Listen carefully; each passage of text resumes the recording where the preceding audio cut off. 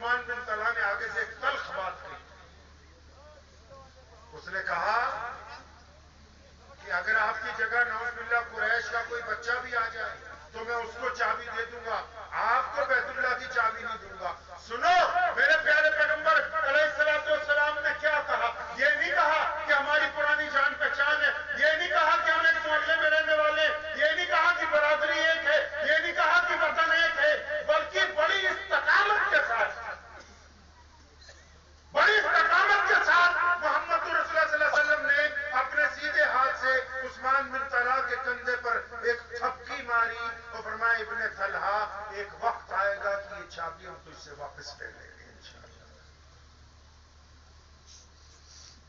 اتنا کہہ کے پیغمبر اعظم صلی اللہ علیہ وسلم اس کے چند دن بعد ہجرت کے لیے روانہ ہوتے ہیں. سیدنا ابو بکر رضی اللہ تعالیٰ عنہ کے گھر پہنچتے ہیں. رات کا دوسرا تیسرا پہر ہے. آواز دی ابو بکر، ادھر سے آواز آئی لبیک یا رسول اللہ صلی اللہ علیہ وسلم. نبی علیہ السلام حیران کہ ابو بکر آپ کیا دروازے پہ ہی تھے؟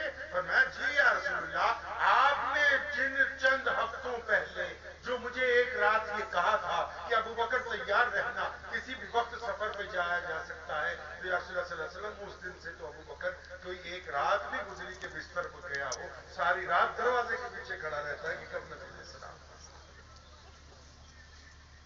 نبی علیہ السلام اور سیدنا ابو بکر صدیق گئے اور وہاں سے جا کے غار میں آرام فرما ہو گئے مکہ مکرمہ میں. اور ادھر مکہ المکرمہ میں جتنے چودھری ہیں ابو جہل وہ سب دندناتے پھرتے کہاں چلے گئے اللہ کے رسول.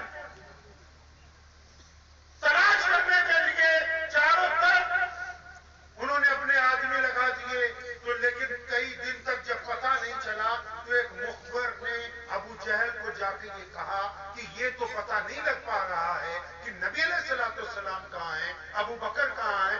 البتہ یہ ضرور پتہ لگ گیا کہ ان کو کھانا کون پہنچاتا ہے، پانی کون پہنچاتا ہے. ابو بکر نے کہا کون پہنچاتا ہے مکے میں سے؟ تو اس نے کہا کہ ابو بکر کی بیٹی اسماء بنت ابو بکر رضی اللہ تعالی عنہا جو ابھی نوخیز عمر کی ہیں کہ وہ جاتی ہیں رات کے پچھلے پہر چھپ چھپ کے، لیکن یہ پتہ نہیں لگ رہا کہ جاتی کہاں پر ہے، اس علاقے میں پہنچا کے آتی. لیکن یہ رپورٹ پکی ہے کہ ان کے گھر سے جو کھانا جاتا ہے وہ اسماء بنت ابو بکر رضی اللہ تعالیٰ عنہ.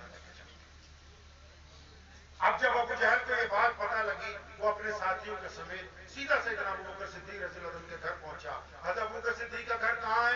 آج جب آپ بیت اللہ میں جاتے ہیں سامنے جس پہ چاند تارا گھڑی پہ لگا ہوا ہے اس کے ساتھ میں جس میں مسجد ابو بکر اوپر ہوٹل میں بنی وہ حضرت ابو بکر صدیق کا گھر ہے. تو سیدھا وہاں پہنچا. ابو بکر رضی اللہ تعالیٰ عنہ شہزادے اپنے دور کے مکے کے رئیسوں میں سے کوئی معمولی آدمی نہیں ہے. دنیا کے لحاظ سے بھی اور دین کے لحاظ میں تو تمام انبیاء رسول کے بعد دنیا میں اگر کوئی سب سے بڑا مسلمان ہے تو وہ ارے بولیے وہ ابو بکر ہیں. کون ہے؟ ابو بکر ہیں رضی اللہ تعالیٰ.